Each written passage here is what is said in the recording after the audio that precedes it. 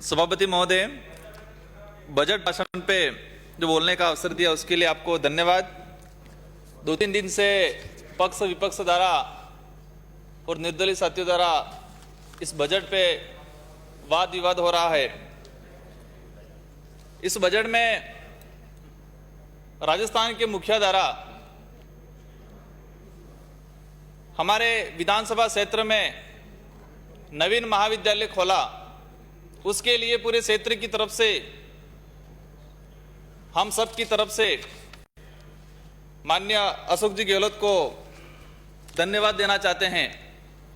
और साथ ही लंबे समय में उस इलाके से डिमांड थी कि एक वहां पर कृषि प्रधान जो आदिवासी बाहुल्य क्षेत्र है तो एक कृषि विश्वविद्यालय खोला जाए, तो उन्होंने कृषि विश्वविद्यालय खोला, उसके लिए भी धन्यवाद। और एक हमारी सबकी एक मांग थी, लंबे समय से उठी थी कि इस राजस्थान में अनुसूचित जाति और जनजाति के अलग से कानून बनाया जाए।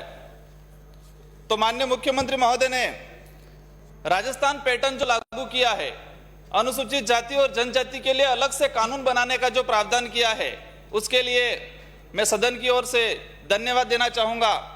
लेकिन ये जो अलग से कानून बनाने की व्यवस्था हुई है, इसमें मैं सुझाव देना चाहूंगा कि जो महाराष्ट्र में व्यवस्था है, मध्य प्रदेश, इधर आंध्रा में जो व्यवस्था है, तेलंगाना में जो व्यवस्था है, वहां की सारी जो स्टडी करे और इसके बाद राजस्थान में अनुसूचित जाति और जनजाति के लिए एक मजबूत कानून बनाया जाए। जो केंद्र से या राज्य से जो बजट आ रहा है वो बजट वास्तविक धरातल पे पहुंचे, लोगों के हित में पहुंचे, शिक्षा पे और स्वास्थ्य पे विशेष इसका उपयोग हो। क्योंकि आज तक जो होता आया है सिर्फ कार्यालयों में उपयोग हुआ है, बड़े बड़े शहरों में उपयोग हुआ है, बड़े बड़े शहरों में जो सड़कें हैं वहां पर उपयोग हुआ है। क्योंकि संविधान के अनुरूप जो बजट है, बजट जो आता है केंद्र से या राज्य से, उसका उद्देश्य ये होता है कि आदिवासी बाहुल्य क्षेत्र में टीएडी का उद्देश्य ये होता है कि आदिवासी लोगों का उद्धार किया जाए। लेकिन आज तक नहीं हुआ है और माननीय मुख्यमंत्री महोदय ने इसका ध्यान रखा और अलग से राजस्थान पैटर्न जो लागू किया है, इसके लिए धन्यवाद देना चाहेंगे।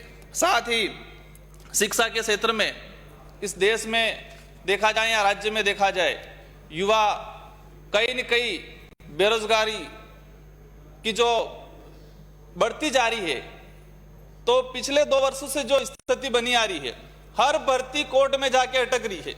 तो क्यों नहीं ऐसी व्यवस्था बनाई जाए, हम भर्ती इस तरह कराए, हम एग्जाम इस तरह कराए।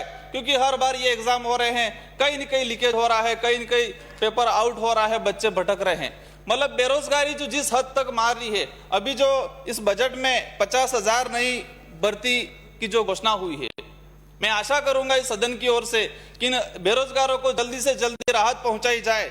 और हमारे इलाके में राजस्थान में कोई भी एक्सल 1 से 9 तक की जो भर्ती होती है, इसमें 2 विज्ञप्ति जारी होती है। एक विज्ञप्ति सामान्य एरिया के लिए और दूसरी विज्ञप्ति शेड्यूल एरिया के लिए। लेकिन शेड्यूल एरिया के साथ भले उधर की सत्ता बैठी हो या इधर की सत्ता बैठी हो, हमेशा अन्याय हुआ है।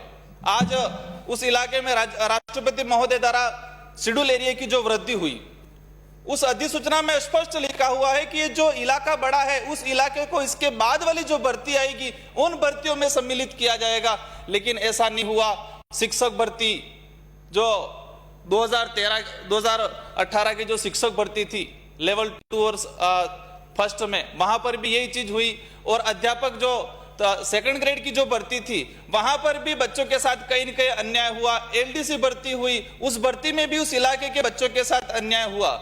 हम ये चाहते हैं, क्योंकि आज तक इस इलाके को गुमराह करा हुआ है। 2013 में आरक्षण को लेकर अधिसूचना जारी हुई, उसको 2016 में हाईकोर्ट ने निरस्त कर दिया। एज इट इज कुछ शब्द संशोधन करके 2016 में वापस जारी कर दी गई। उसका आज तक कोई क्लियरिफिकेशन नहीं हुआ है कि वास्तविक आरक्षण किस तरह से मिलना चाहिए।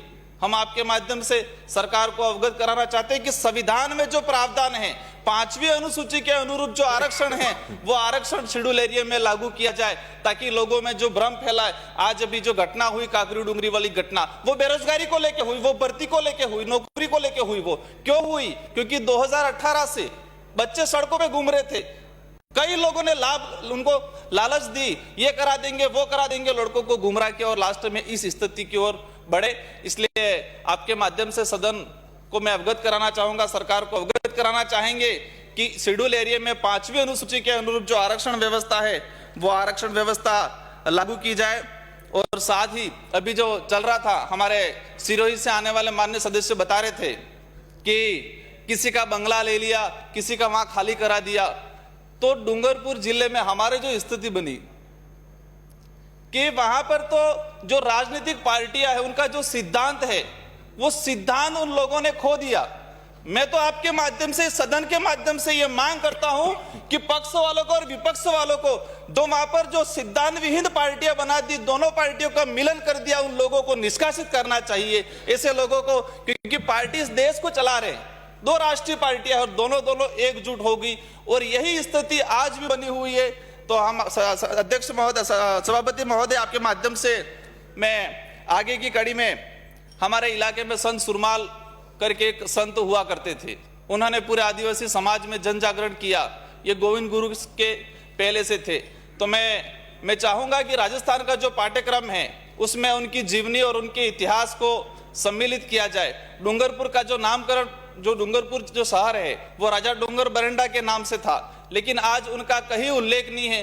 तो मैं ये भी मांग करूंगा कि उनका जो जीवनी है, उनका जो इतिहास है वो राजस्थान के जो पाठ्यक्रम है उसमें सम्मिलित किया जाए। माननीय सभापति महोदय, पिछले सदन में एक मांग उठी थी और सदन स्टार्ट ही था, उसी समय न्यूज़पेपरों में छपा था कि जाडोल प्लासिया से बच्चे गायब हुए, उधर घाटोल से बच्चे गिरवी रख दिए। ये घटना हुई उस समय, और पिछली बार जो सदन था उस सदन में बहुत हंगामे हुए इस बात को लेके। लेकिन आज 1 साल गुजर गया, क्या सरकार ने ऐसी कौन सी व्यवस्था की वहां पर? क्या वो घटनाएं रुक गई क्या? जो गिरवी रखे जा रहे थे बच्चे, जो लोग बाहर जाने के बच्चे, जो छोटे छोटे बच्चे बाहर जा रहे थे मजदूरी करने के लिए, मैंने पिछली बार आंकड़ा निकलवाया, उदयपुर संभाग से 37,296 बच्चे स्कूल से ड्रॉप आउट हुए। ये सरकार का रिकॉर्ड है कि उदयपुर पूरे संभाग से ये 6 जिलों में से 37,296 लोगों बच्चों ने स्कूल से ड्रॉप आउट किया। इसमें सबसे अधिक उदयपुर जिला है, 20,945 बच्चों ने स्कूल से ड्रॉप आउट किया। वो बच्चे आज कहाँ हैं? किसी के पास, सरकार के पास कोई आंकड़ा नहीं है।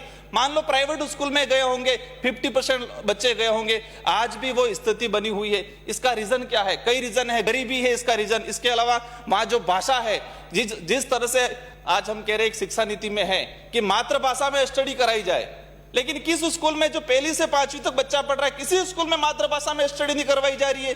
बच्चे को वहां डराया जा रहा है। बच्चा, कोई भी अध्यापक हो, इंग्लिश बोल रहा है, हिंदी बोल रहा है, तो वह बच्चा कहीं न कहीं डर रहा है। तो आपके माध्यम से माननीय शिक्षा मंत्री महोदय से विशेष अनुरोध करेंगे कि उदयपुर संभाग में हमारी जो मातृभाषा जो बोली जाती है भीली भाषा, उस भीली भाषा में बच्चों को अध्ययन कराया जाए, क्योंकि वहां का एजुकेशन स्तर बढ़ा करने के लिए टीएडी के मार्फत माँ बढ़िया चल रही है, आंगनवाड़ियां चल रही है, लेकिन वो नाम मात्र का चल रहा है। वास्तविक जो एजुकेशन मिलना चाहिए, जो बच्चों को फायदा मिलना चाहिए, वो कहीं न कहीं नहीं मिल रहा है। तो मैं उम्मीद करूंगा कि जो ड्रॉप आउट का जो स्थिति बनी हुई है इसको कहीं न कहीं कंट्रोल भी किया जाए। और एक बात ये चल रहा है, लंबे समय से डिमांड हो रही है, इस सामान्य एरिया के बहुत सारे अध्यापक 2nd ग्रेड से 3rd ग्रेड हैं, एलडीसी हैं, जो बाबू लगे हुए हैं, वो उदयपुर संभाग में लगे हुए, वो लोग मांग कर रहे हैं कि हमें हमारे गृह जिले में भेज दिया जाए। लेकिन सरकार ये तर्क दे रही है कि वहां पर स्टाफ खाली हो जाएगा, बच्चों को पढ़ाएगा कौन? और दूसरी तरफ जो स्कूल में व्याख्याता है, कॉलेज में जो व्याख्याता हैं, उन लोगों को नियुक्ति के 3 दिन बाद ही डेपुटेशन पे, कार्य व्यवस्था पे इधर लगाया जा रहा है। ये कौन सी दोहरी नीति है? जो 5वीं में पढ़ाने वाले जो अध्यापक है, 8वीं तक पढ़ाने वाला जो अध्यापक है, उसको इस बात के लिए रोका जा रहा है कि आप उनको, वहां पर कार्य व्यवस्था बिगड़ जाएगी और उच्च शिक्षा में वहां के जो व्याख्याता लगे हुए उनको नियुक्ति के 3-4 दिन बाद ही यहाँ पर डेपुटेशन पे लगाया जा रहा है। तो वो लोग लंबे समय से मांग कर रहे हैं, उदयपुर संभाग में जो लगे हुए हैं एक्सल 1 से 9 तक के जो कर्मचारी, उनको उदयपुर जिले से बाहर किया जाए। और साथ ही अभी बात जो चल रही थी, एक सिमलवाड़ा कॉलेज है,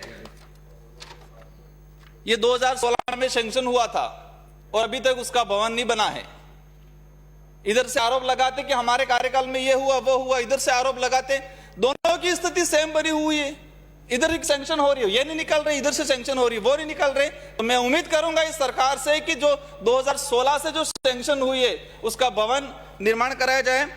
एक सिमलवाड़ा में टीएडी के मार्फत एक बालिका छात्रावास संचालित हो रहा है और ये छात्रावास 2018 में विभाग ने ये कह दिया है कि नकारा घोषित कर दिया है विभाग ने।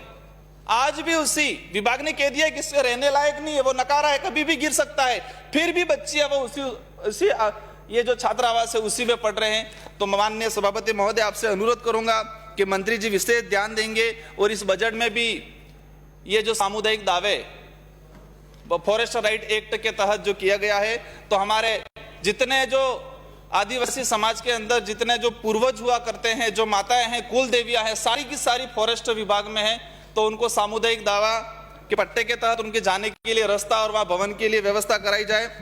और साथ ही लंबे समय से एक डिमांड कर रहे हैं 2013 में जो एलडीसी लगे हुए हैं और उन लोगों को आज तक अपन ने सचिव का चार्ज दे रखा और उन लोगों से काम करवाया है और नरेगा का काम वही लोग संभालते हैं और नरेगा के नाम से हम थपथपाते हैं हम सब मिलके।